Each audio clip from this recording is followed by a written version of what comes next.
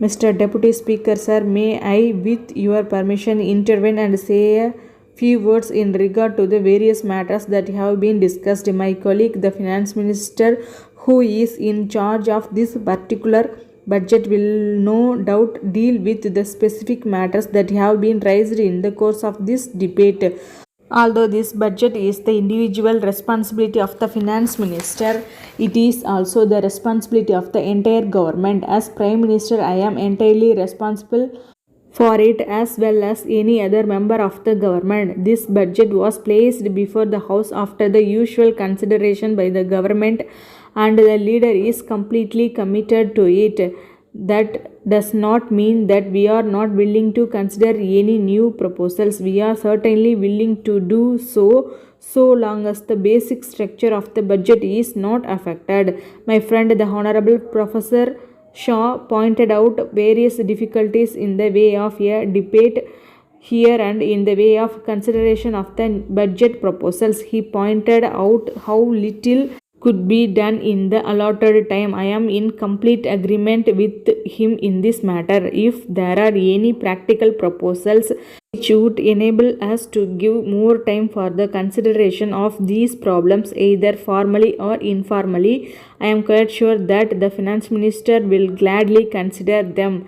The real difficulty is, however, more basic, and it is this: the kind of problems which the government has to face now is so vast and intricate that it is impossible for any dramatic parliamentary assembly to give enough time for its consideration. It is just a question of time.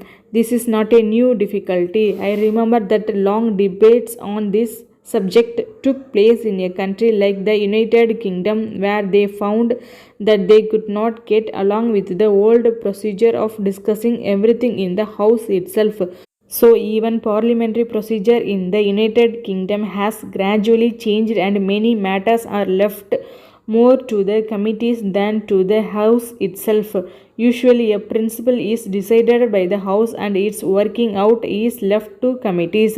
The House simply cannot find the time to consider everything. That is a difficulty inherent in the situation. If we can find a remedy for it, it will be good for us. We will also set an example to other democratically included countries who are seeking such remedies.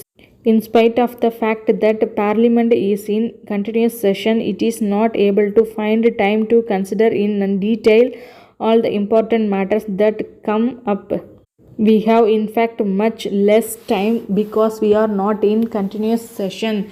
I suppose our sessions will inevitably become longer and longer so as to enable us to deal with more and more problems and have more and more discussions. Anyhow, I have stated that the difficulty is at present, though I am in sympathy with that Professor Shaw said. I have no easy remedy for that difficulty. We are prepared to consider any ideas or suggestions about how to give greater facilities for more incentive discussion of any great problem.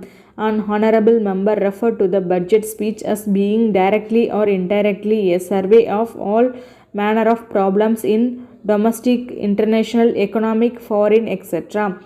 The House can hardly expect the Finance Minister's budget speech to be a survey of all these tremendous problems, although they have no doubt some bearing on the budget. As I listened to the Honorable Member who spoke just now, I was wondering whether we had the larger picture in mind or were getting lost in a few minor and secondary matters. For instance, having referred to the government's extravagance, the Honorable Member went on to say certain things in regard to our bringing forward a bill for giving pension to the President that signified to me an approach which I would call 100% wrong.